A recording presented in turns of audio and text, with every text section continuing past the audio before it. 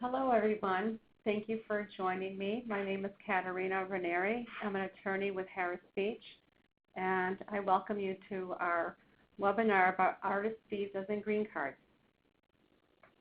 First slide. So the purpose of our webinar today is there's a lot of confusion right now in immigration. Immigration is on the news virtually every day, and there's a lot of information swirling around out there that can cause a lot of confusion. So the purpose of this webinar is to give a clear picture of specifically what are artist work visas, what are the requirements, and what is expected in today's climate. We're also going to get into green cards. A lot of people call me and say, how do I get my green card now that I've been working in the U.S. for a few years? So we will also get into green card options.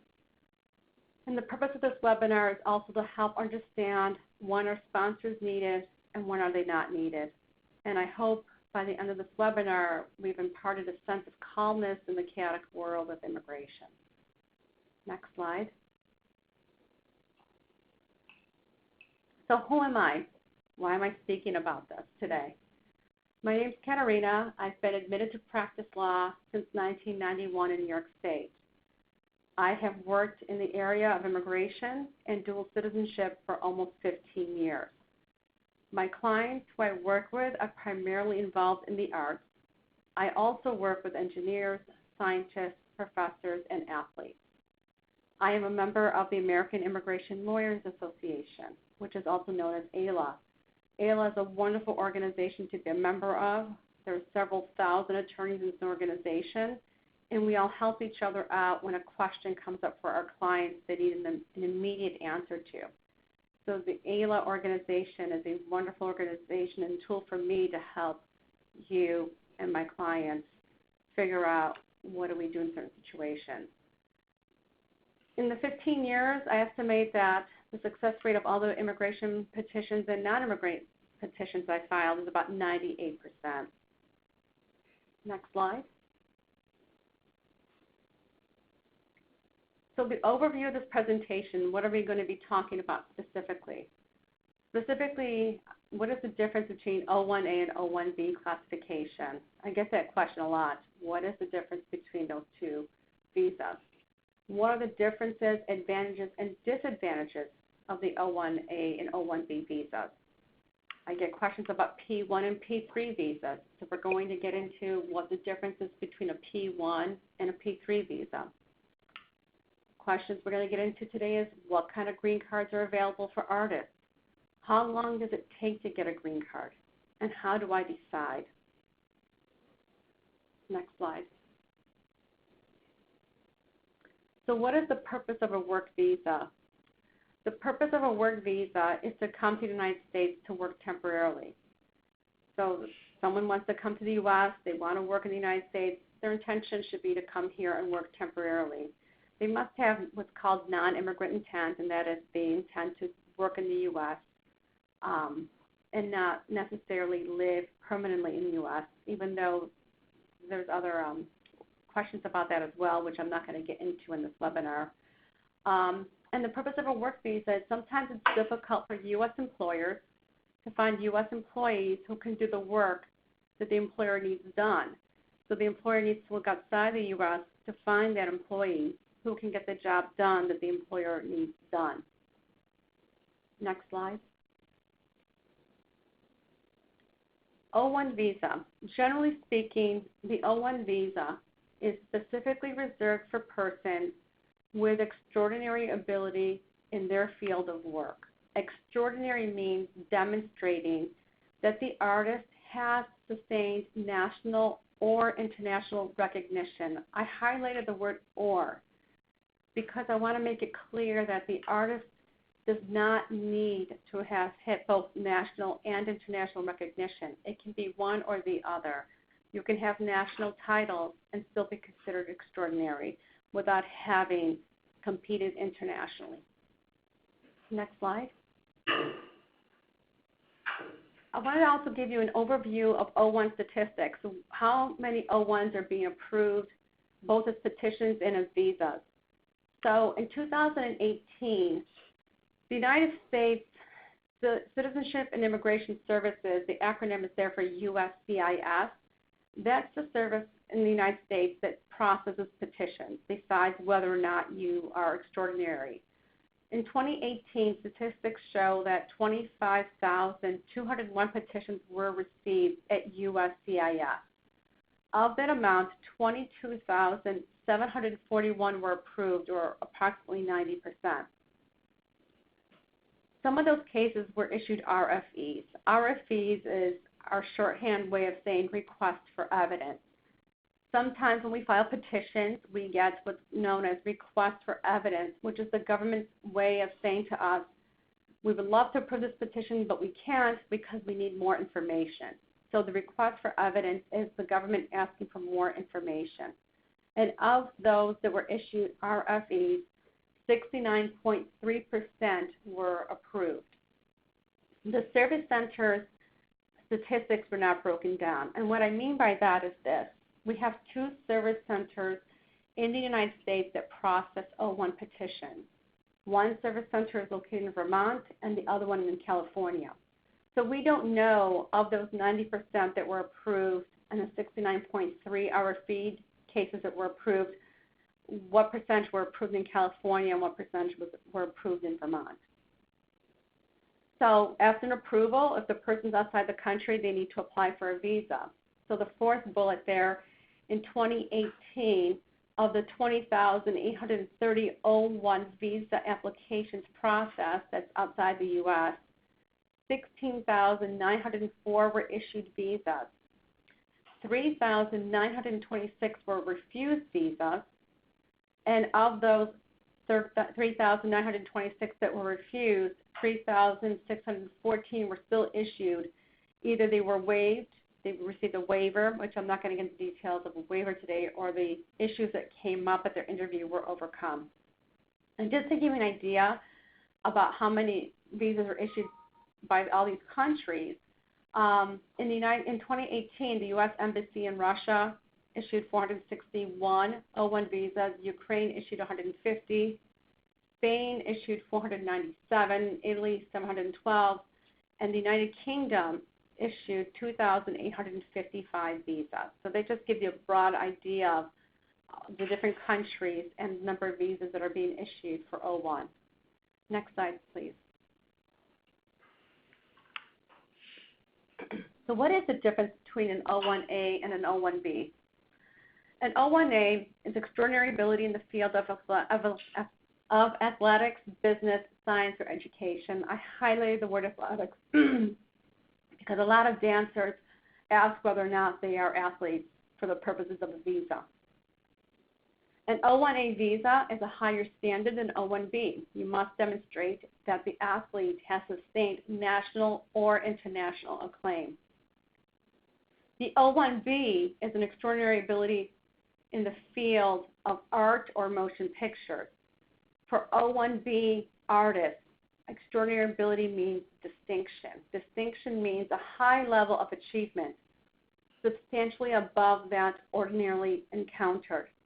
The person would be described in words such as prominent, renowned, leading, or well-known in the field of art, whereas the O1A athletic visa would be described as has reached the top of their field.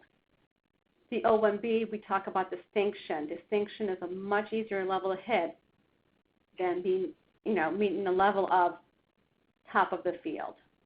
Next slide. So what do O1A and O1B visas have in common? Both are available for 3 years. So when you're first approved, you can get up to a 3-year period of approval. Both visas can be extended in 1-year increments. However, it is possible to get a new 3-year approval if the sponsor can demonstrate that the artist or the athlete's responsibilities have changed. Both require a sponsor. Now, I made a footnote here about beneficiary. I want to make it clear that in the future slides, whenever you see the word beneficiary, that's a legal term that means, in my situation in this presentation, it means it's a person who is being sponsored to work in the U.S. So every time you see the word beneficiary, that means I'm referring to the person who wants to work in the U.S. Next slide, please. O1A advantages and disadvantages. The advantages for the O1A athlete visa is that it's geared towards those who will compete more than coach. If their goal is to compete more than coach, we tend to look at the O1A athlete visa. They can obviously coach as well, not a problem there. And there's more criteria to choose from to receive O1A classification. In a future slide, I will go through all the criteria for an O1A classification. The disadvantages, obviously, it's a higher standard than O1B. You need to show that you're at the top of the field. Next slide. The O1B advantages and disadvantages. The advantages is that it's an easier standard of distinction. It's easier to describe someone in terms of distinction than to say that they've hit the top of their field for artists. The disadvantages is there are less criteria to choose from. We'll get to that in a moment. Next slide, please. So here's the criteria for O1A. There's 8 criteria, and of the 8, the artist must meet at least 3. The first criteria for an O1A is nationally or internationally recognized prizes or awards in major media. I, again, highlighted the word "or" to say you don't have to have international recognition. National recognition is more than sufficient to meet this criterion. And that prize or award that you've won should be published in some type of major media. The second criterion, membership in organizations which require outstanding achievements. This means that you are a member of an organization that you were invited to be a member because of your outstanding achievements. It's one thing to pay a fee to be a member of an organization. It's another thing to be invited to a certain level, maybe within an organization or a different organization because of your outstanding achievements. So that's what the second criterion is really about. It's more than just membership. You have to show outstanding achievements. The third criterion there is about the beneficiary's work. Has that person been written about in major media or in trade publications? If the beneficiary has been written about, their work in the field, they may qualify for that third criterion. The fourth one is, has the beneficiary ever adjudicated? Has the person ever judged competitions or other events in their field of work? If they have, criterion 4 may certainly be satisfied. The fifth criterion is that the beneficiary has made original contributions of major significance. This is a tough one to describe. What I usually say to my clients is when I say those words to you, have you made original contributions of major significance, do those words resonate with you? If they do, tell me how. And we would explore that criterion to see if they satisfy it. The beneficiary as writer of articles, that's the sixth criterion. So the third one was about articles written about the beneficiary. The sixth one is, has the beneficiary actually written articles? And if they have written articles, have those articles been published in major media or professional journals? The seventh criterion is whether or not the beneficiary has been critical for an organization with a distinguished reputation. Has the beneficiary done important work for a company, and is that company recognized with having a distinguished reputation? The eighth criterion for O1A is, has the beneficiary commanded or will the beneficiary command a high salary for their work in the field? Again, there's the or. It can be one or the other. It doesn't have to be both. If you meet that criterion, we would submit a documentation to prove that. And then I put the word there, bonus, comparable evidence. And what that basically means is if you have evidence about your work in the field that does not fit in those 8 criteria, the government does allow you to submit what we call comparable evidence. That basically means that if you don't fit into all those 8 criteria, you can still submit evidence that the government will consider to look at to determine if overall you have met the criteria for O1A classification. Next slide, please. Here's the criterion for O1B. So now we're talking about artists versus athletes. Again, the O1B must meet at least 3 of the following criteria. Has the beneficiary performed, and will the beneficiary perform in a lead or starring role for productions with distinguished reputation? I highlighted the word "and" there because this is about 2 sides of the equation. Both sides need to be shown. Has the beneficiary performed in a lead or starring role, and will that person perform in a lead or starring role? This is about production. This is about the beneficiary being in production. Productions can be television shows, cruise ship work that you've done, or productions for any other type of work that's usually not long-term but done in a very short period of time. That's to be contrasted with the third criterion. I'm going to skip the second one for a moment. If you look at the third one, it reads almost exactly the same.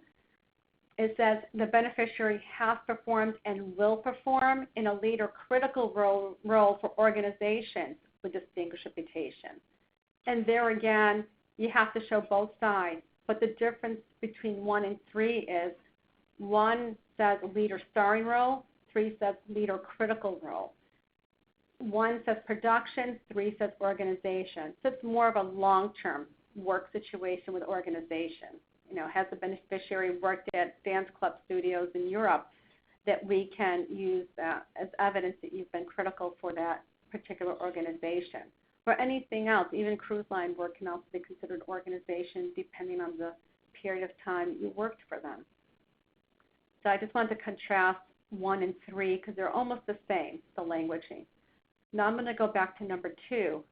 Has the beneficiary achieved national or international recognition for achievement as published in major media? As compared to criterion or O1A, O1A said national or international prizes or awards. Here we see national or international recognition instead. It does not necessarily have to be prizes or awards. It can be recognition for their achievements, but those achievements should be published in major media, trade journals, etc.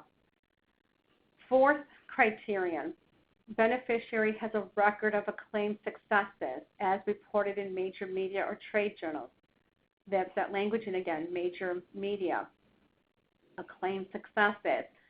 This is open for discussion. I let the beneficiary sort of lead me and tell me, can you tell me if you have, when I say these words to you, what does it mean to you, and if you have documentation about acclaimed successes that we can use here. The fifth one is significant recognition from experts and critics, etc. We tend to call this the letters criterion. It basically means that, has the beneficiary been written about by experts and critics? Are they submitting letters to that effect describing how important the beneficiary's work is in the field? If you can demonstrate that, we definitely would explore criterion 5. And the sixth one is similar to what we saw on the previous slide. Has the beneficiary commanded or will command a high salary for work? Or can be either side. And again, there's a bonus here that you're allowed to submit comparable evidence. So if you have evidence that you feel does not meet those 6 criterion, but you believe is important that we highlight that information, we would submit it under comparable evidence. So again, for O1B, you just have to meet 3 out of 6. Next slide, please. I'm just going to throw this out there, a question I get once in a while. There's something out there called an agency petition.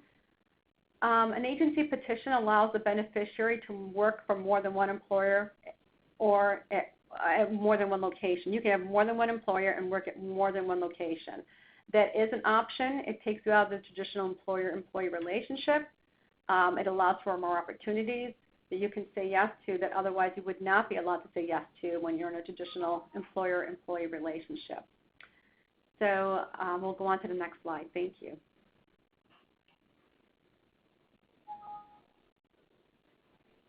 All right, so we have various service centers across the United States for different purposes. And for the O1s and Ps, which we'll be getting into the Ps in a few seconds, there's only 2 service centers that service O's and P's petitions, and that's California and Vermont.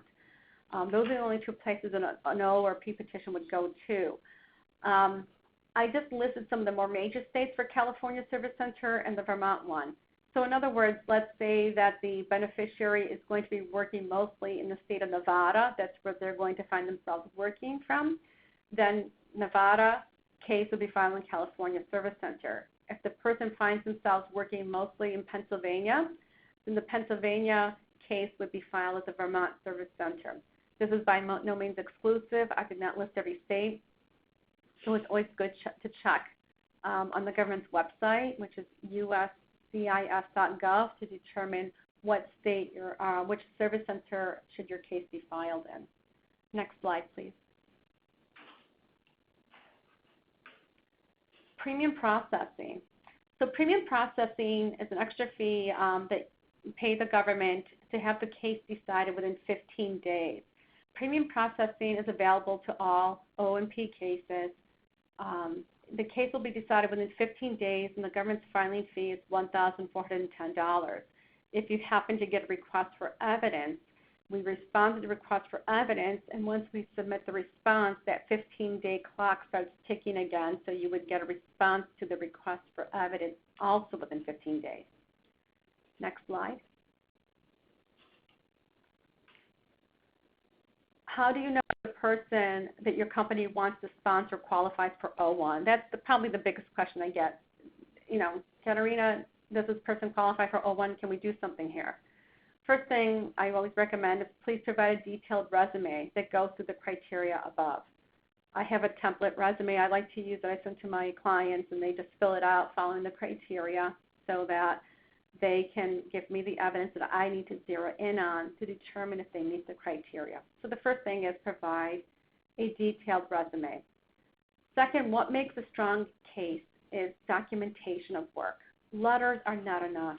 I can't tell you how many people send letters as evidence, and I'm like, this is great, the letters are great, but whatever you say in your letters, you need to prove with documentation. You can't just say it and not think you have to show it. So I emphasize to my clients, you need to prove what we say in those letters so that it is clear that you are truly a person of extraordinary ability. Another thing that makes a case strong are articles written about the dancer or the beneficiary, programs where the beneficiary's name is listed, advertisements announcing the show or announcing that the beneficiary will be the lead in the show. Those all help build a great record for O1. There's never a guarantee of approval. No one can make that guarantee. But with proper documentation, likelihood of approval goes up. And I strongly emphasize that people work with experienced attorneys or other qualified professionals to help prepare these types of cases. Next slide, please.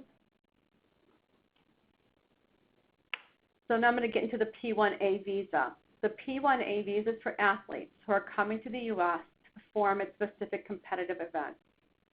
The athlete must be internationally recognized. Here we don't see the word national. We only see the word internationally recognized. So they have to be beyond their own country and recognized beyond their own country. Generally, a P1A is not allowed to coach. There's restrictions about that as well.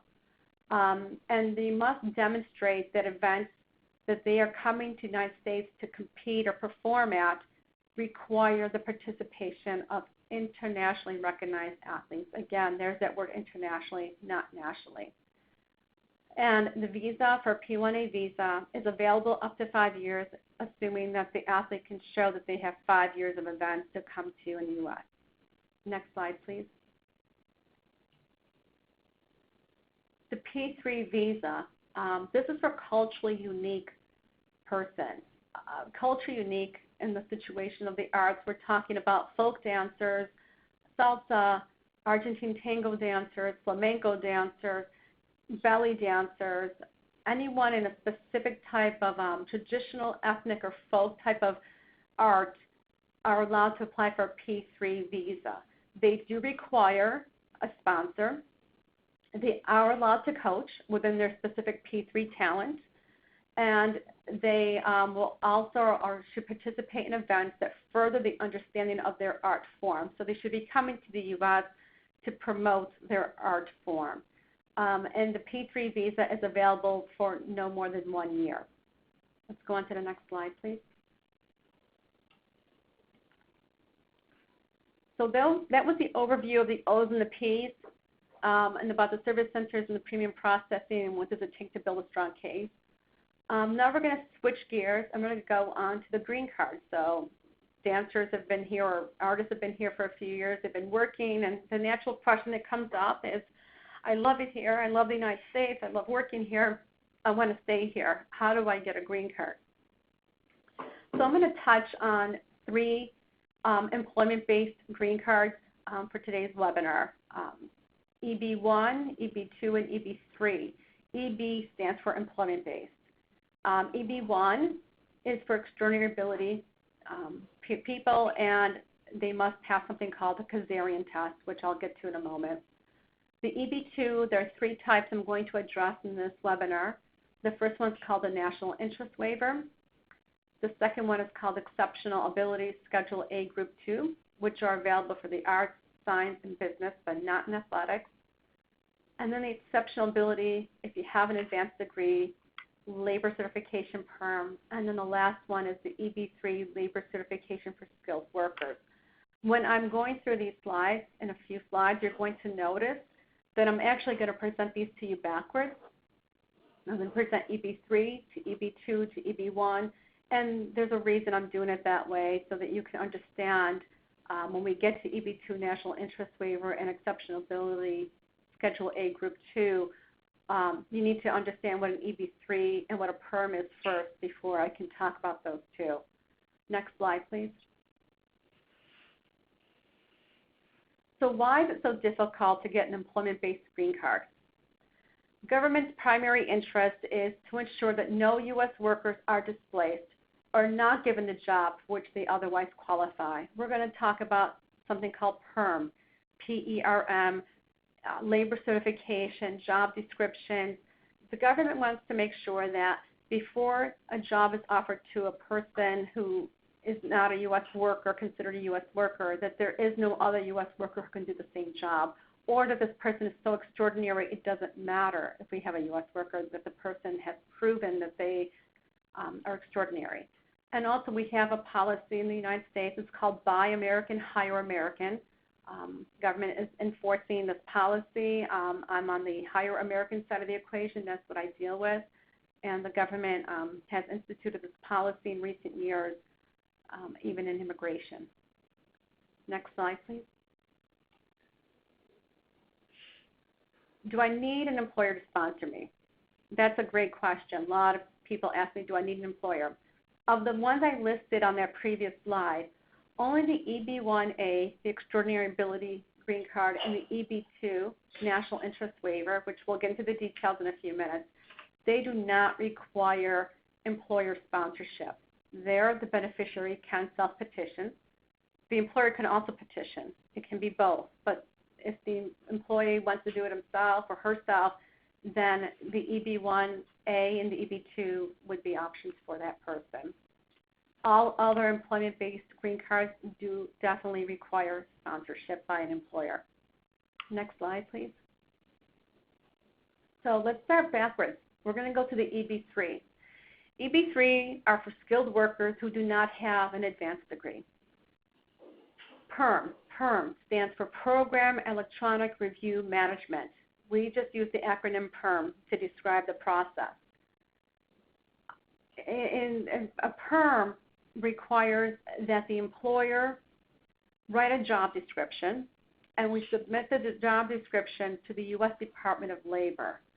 It's called a prevailing wage determination. We take the job description, we write to the Department of Labor, and we say, hey, can you tell us what the prevailing wage determination is on this job description? And then the Department of Labor writes back sometime later and says, yes, this is a level 3 dancer level case. The wage would be X number of dollars. Great, so now we know this is what the case, this is what the job should pay. So now the employer needs to test the labor market. They need to advertise the position. They need to find out, is there a U.S. worker out there who qualifies for this job description with this prevailing wage determination that's been issued. So the employer must test the labor market to make that determination. If no one qualifies for the position, only then may the employer offer it to the beneficiary. And after that happens, the employer must obtain what's called a labor certification, also from the Department of Labor, and then the employer may file the I-140 on behalf of the employee. This is a long process. I've simplified it here. It's a long game to play. It takes a lot of steps, a lot of work. But this is what I meant earlier when I said the government wants to ensure that if there's a U.S. worker who can do the job, that the job be offered to the U.S. worker first. And this is the process where the government has set up where that employer would have to test the labor market and make sure that no U.S. worker is not being offered a position that they would otherwise qualify for.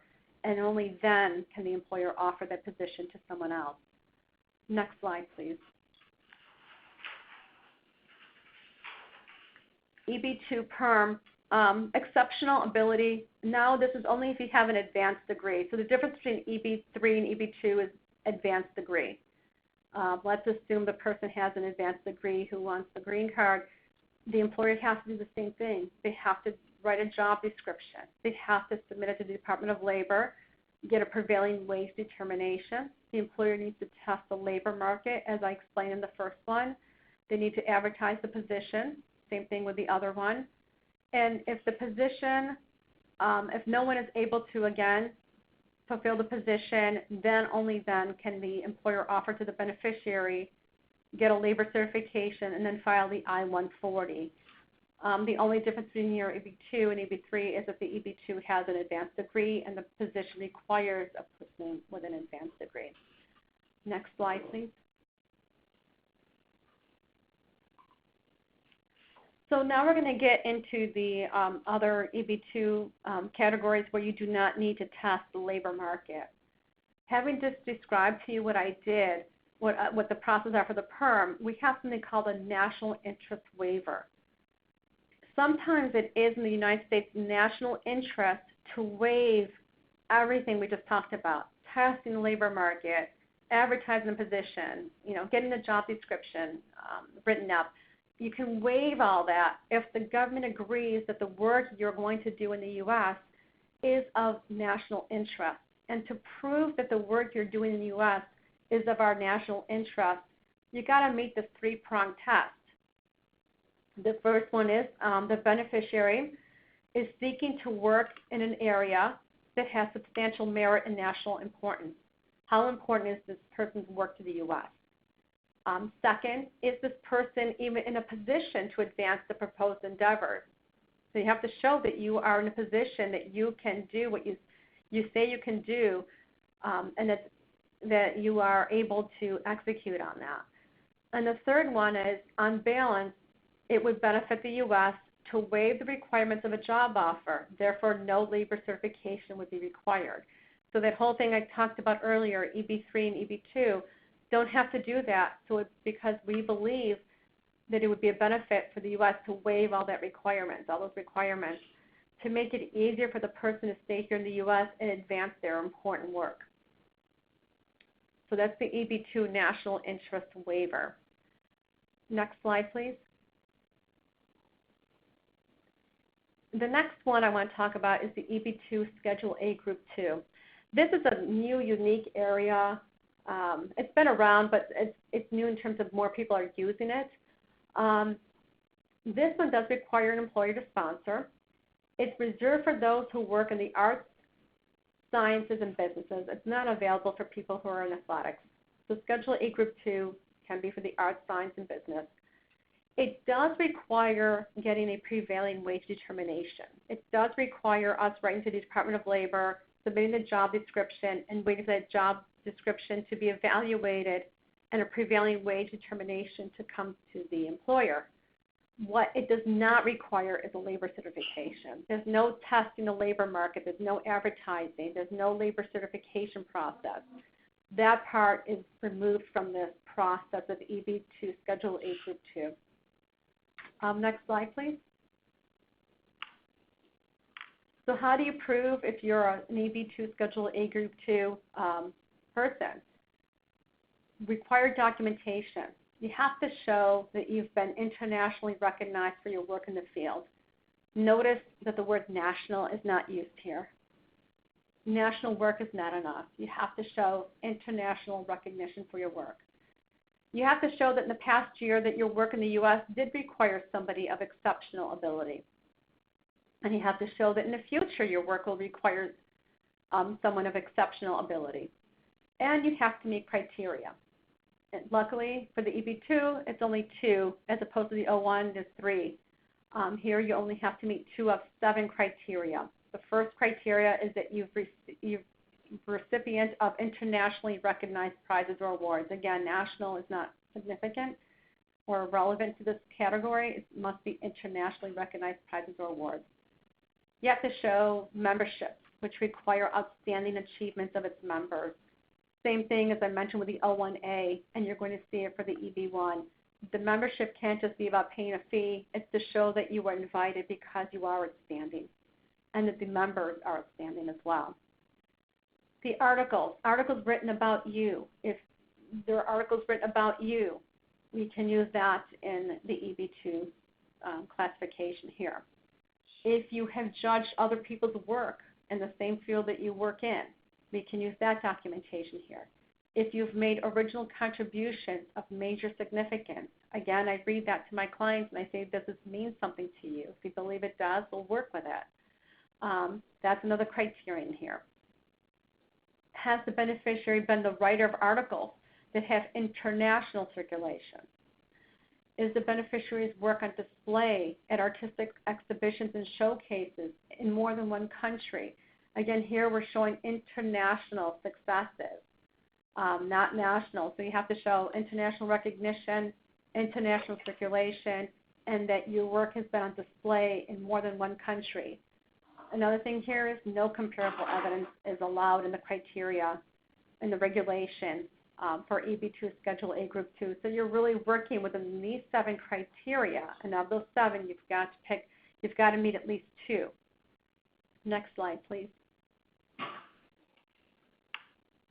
And then the final one I'm going to talk about here today for green card is EB1A Extraordinary Ability. You must meet at least 3 of the bullets listed below, and you must pass the Kazarian test. And the Kazarian test I'll discuss on a different slide. You've got to show you're at the top of your field. You've got to show you're in the top 2 to 3%. This particular classification has been much more difficult to achieve in recent years. So the criteria to the EB1A is similar to the O1A. They've just added 2 more here, and those are the ones I bolded for you. I'm going to quickly run through these again. Of these, you only need to meet 3. So the first one is nationally or internationally recognized prizes or awards. I highlighted the word "or" again to emphasize it can be one or the other. It does not have to be both. Membership in organizations which require outstanding achievements. Here we are again. This is the 3rd time I've said the same sentence, and it's an important criterion to pay attention to because it's not just about membership. You have to show you're outstanding, and that's why you've been invited to be a member of an organization. Articles written about you in major media or trade publications. This is the 3rd time I've actually mentioned this criterion. We don't have to show, but if you can show that articles have been written about you and they've been published in major media or trade publications, we can use that here. The next criterion, beneficiaries adjudicator. That's the 3rd time we've seen that as well here. If you've adjudicated competitions and we can document that, we would use that here as well. The next one, beneficiary making original contributions of major significance. 3rd time we've seen that languaging again here. You saw it under the O1A, you saw it under the EB2 Exceptional Ability Schedule A Group 2, and now you're seeing it under EB1A. If you feel like you've made an original contribution of major significance, we would definitely take a look at that and develop that evidence. Beneficiary as writer of articles in major media or professional journals. Again, repeated language here that we're seeing in other classifications. If you've written articles in major media or professional journals, we would use that here. I bolded beneficiary has displayed work at artistic exhibitions or showcases. This you do not see in O1A, but you see it in EB1A. And you actually saw this in EB2, Schedule A, Group 2, except in that criterion, it has to be international or more than one country. Here it does not say that, which is a benefit to the beneficiary. So has the beneficiary displayed his or her work at artistic exhibitions or showcases? The next one, beneficiary is critical for an organization with distinguished reputation. Can the beneficiary show that his or her work has been important for a specific organization? And it's not enough to show your work has been important. You have to show that that organization has a distinguished reputation. The last one, beneficiary has commanded or will command a high salary for work. Same language we saw for O1A and O1B. It's either or. You can show you used to command a high salary or you will command a high salary. Whichever way it goes, we can fit into this criteria, would be great. And then the last criterion in EB1A that you do not see under O1A is, has the beneficiary developed any evidence of commercial successes? We would use that here.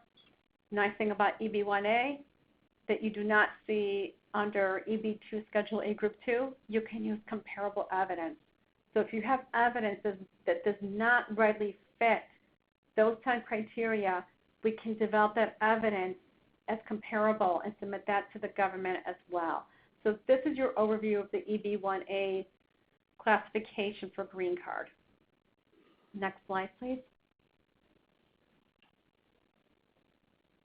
The Kazarian test. So EB1A, not enough to hit those 3 criteria. You got to pass the Kazarian test.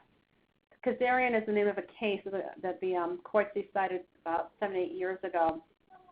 And the Kazarian test is known as the final merits determination test. Basically, the examiner who's looking at your case, they have to look at all the evidence in its totality and decide if you've reached the top of your field. That's a very high standard there. So it's not enough to say you've hit the criteria. You also have to show that overall, the totality of your evidence, that you have reached the top of your field. And I say that this is very subjective. You can win the battle. You can meet the 3 criteria, but you lose the war in Kazarian. Can that happen? It sure can. You know, they can say, yeah, you've done great. You've met 3 criteria, but we don't feel overall that you have satisfied the Kazarian test and that you are deserving of getting your green card and remaining in the U.S. And that's a tough thing to explain to people sometimes. So we want to look at both sides of the equation, not just the criteria, but if you would meet the final merits determination test as well. Next slide, please. So is premium processing available for all these EB employment-based cases? Premium processing is available for all EB cases discussed in this webinar, except for the EB2 national interest waiver. That one you cannot premium process.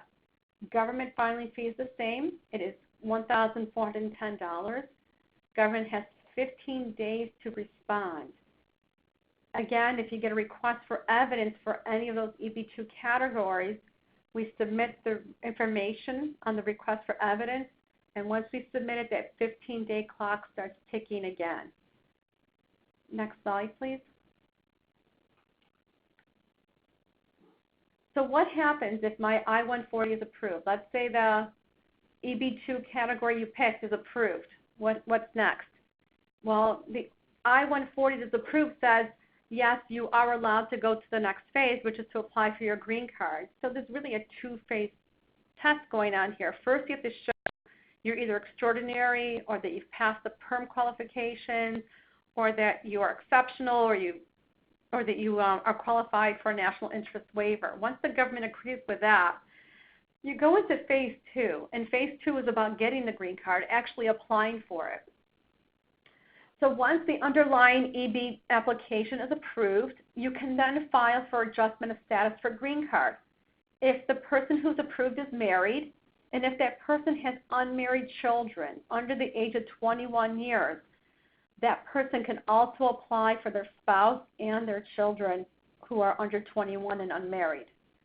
You need to wait for something called a priority date. Priority date basically means what date was your case filed?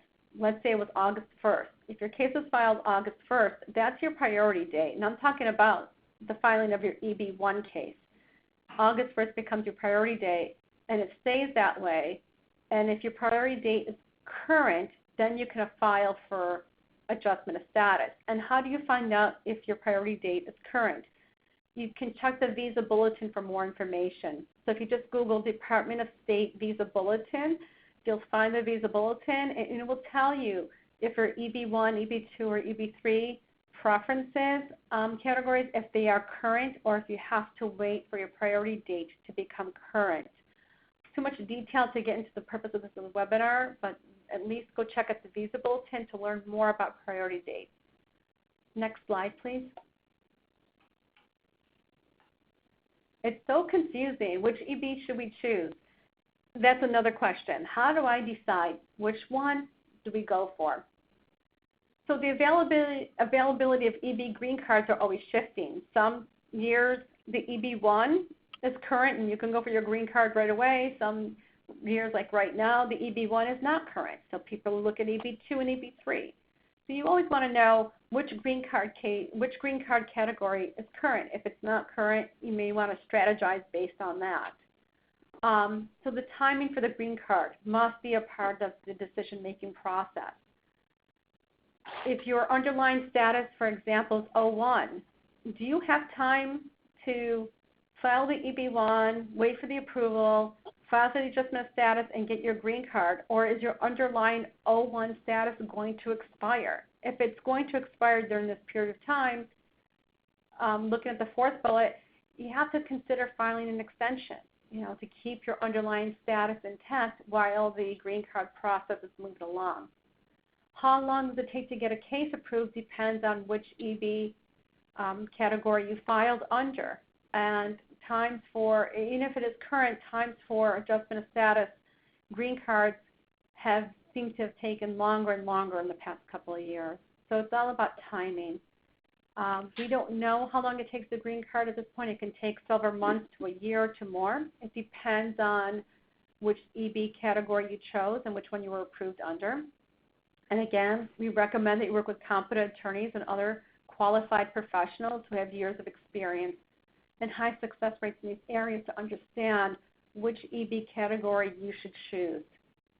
Next slide, please. So my closing thoughts on green cards. If planning is done in advance, much preparation can take place to allow for time to file cases. It's all about advanced planning. If you know that your ultimate goal, if you've been working in the U.S. for a year or two, start making plans sooner rather than later so that we can strategize and make a plan that works for you and your employer. Get to know the criteria. Get to understand the green card criteria so you can work towards fitting that criteria. Make sure your work is geared towards the criteria. Makes it much easier to prove your case later. Be prepared to file for underlying extensions of O's or P's to allow time for green cards to be issued. So it's almost invariably unavoidable that underlying extensions do need to be filed to allow the process of the green card to play itself out. It is possible to file for two different green card categories. I get that question a lot. You can file for EB1 and EB2. There's no reason you can't have two different green cards going on. See which one gets approved first and which one is current in terms of issuing green cards. So you can definitely file more than one ask for more than one classification in order to understand which one is more likely to happen for you. And again, work with attorneys or professionals who are qualified and are experienced and have high success rates. Next slide, please. Closing thoughts on this webinar. Immigration seems to be getting more difficult. It's unavoidable. Hopefully this webinar helped explain and give you some direction on options available and how to build a strong case. 90% of my immigration work is primarily with artists. I work with other types of industries as well, as I mentioned earlier, scientists, engineers, professors. But my work is primarily with artists.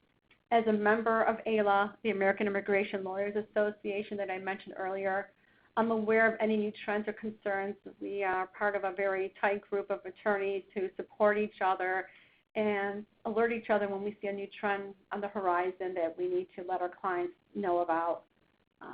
I also would suggest you can send me a no obligation email or call me to talk about your particular case. So if you have any questions after this webinar, please feel free to reach out to me and I'll be more than happy to address those questions. Next slide, please. So there's my contact information. I'm at cranieri@harrisbeach.com. That's CRANIERI@harrisbeach.com. There's my telephone number, 315-214-2023. Feel free to reach out with any questions or comments about the webinar. I appreciate having had you all on here, and I hope this information has been useful and that it helps explain many of the different processes of immigration law. Thank you again for joining us today.